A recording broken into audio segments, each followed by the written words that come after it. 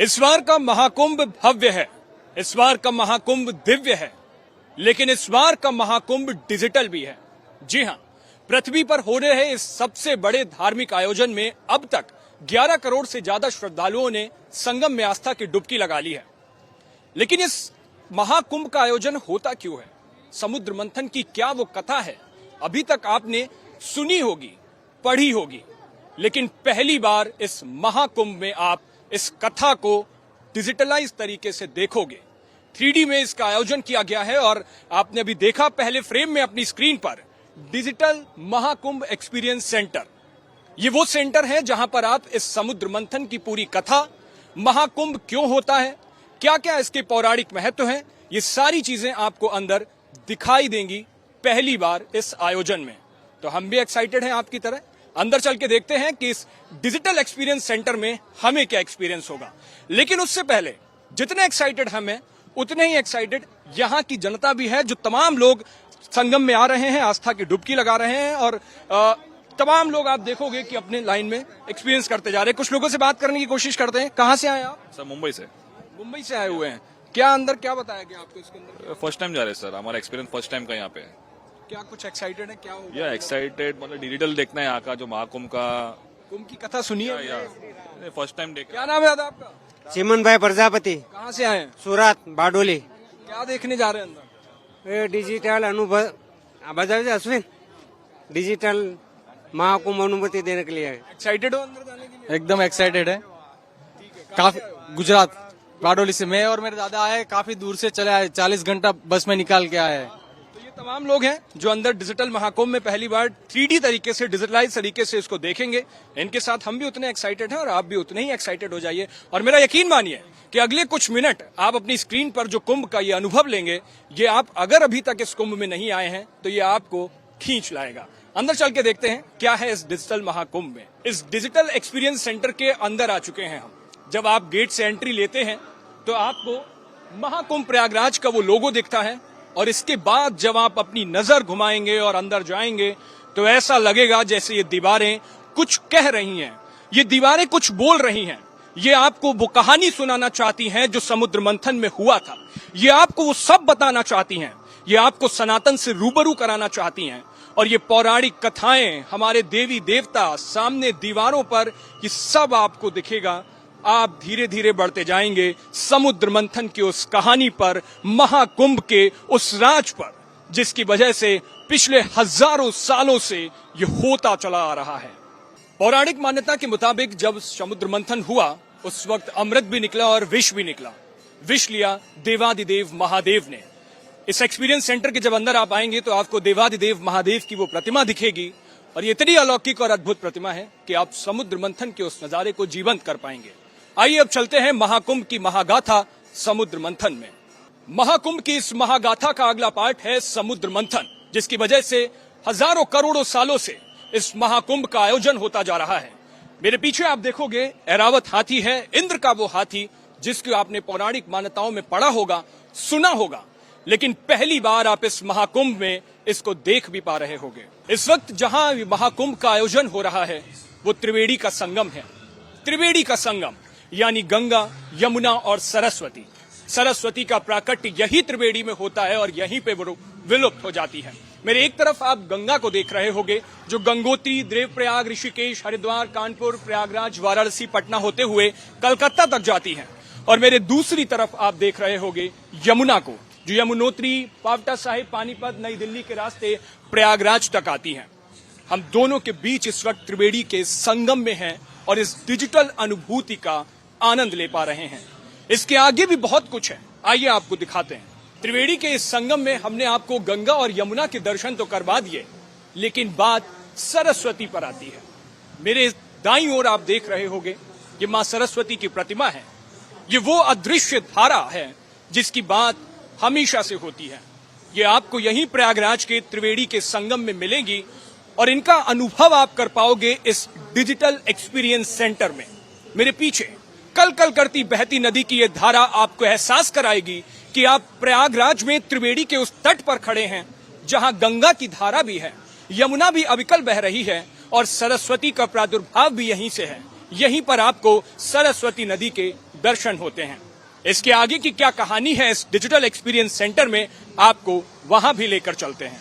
त्रिवेणी के संगम की तीनों नदियों की धाराएं तो हमने आपको दिखाई, लेकिन अब आ जाते हैं त्रिवेणी के उस पवित्र घाट पर, जहां आज 144 सालों के बाद पूर्ण महाकुंभ का भव्य आयोजन हो रहा है और देश दुनिया से लोग आ रहे हैं।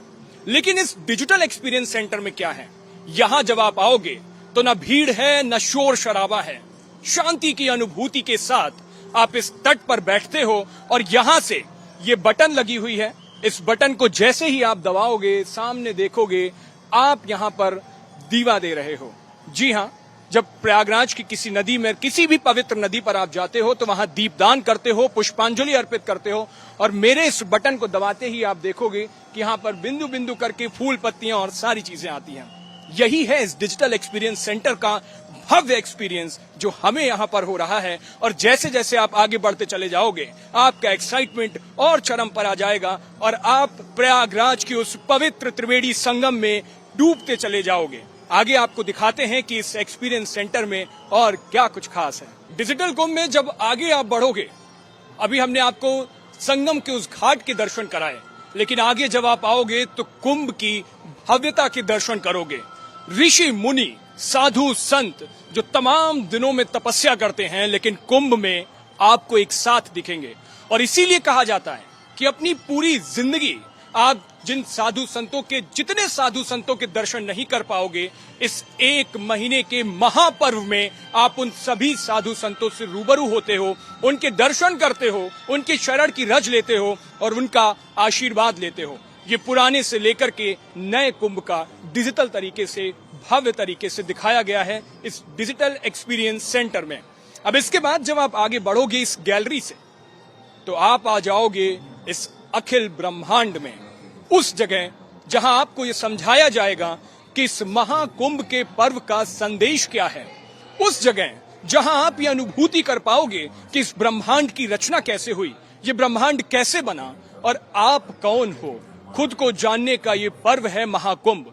और जब इसके चारों तरफ आप देखोगे तो 5 ज्ञानेंद्रियां, 5 कर्मेंद्रियां, मन, बुद्धि और अहंकार, जिन 13 चीजों से मिलकर के आपका शरीर बना होता है, वो सारी अनुभूति आप यहां पर कर पाओगे।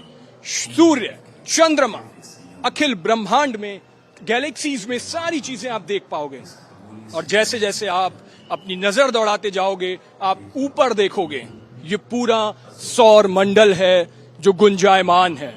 एक बार को जब आप यहां आकर देखते हो तो आपको यह अनुभूति होगी कि आप इस ब्रह्मांड के हिस्सा हो। आप कहीं पृथ्वी पर नहीं, आप इस गैलेक्सी में, इस अंतरिक्ष में कहीं भटक रहे हो और भटकते हुए इस पूरे दिव्य भव्य कुंभ के डिजिटल एक्सपीरियंस का नजारा आपको मिलेगा। शायद आपकी स्क्रीन पर इतना समझ नहीं आ रहा होगा, लेकिन जैसे जैसे आप देखोगे, इसे आओगे यहां पर, सामने से देखोगे, आपको बहुत कुछ अद्भुत अलौकिक तरीके से दिखेगा। आगे चलते हैं इस महाकुंभ में और क्या है। इस डिजिटल कुंभ में जब आगे आप बढ़ोगे तो आपको दिखेगा एआई का वो डिजिटल जमाना, जिसकी वजह से आज एक नई तकनीकी का जन्म हुआ है।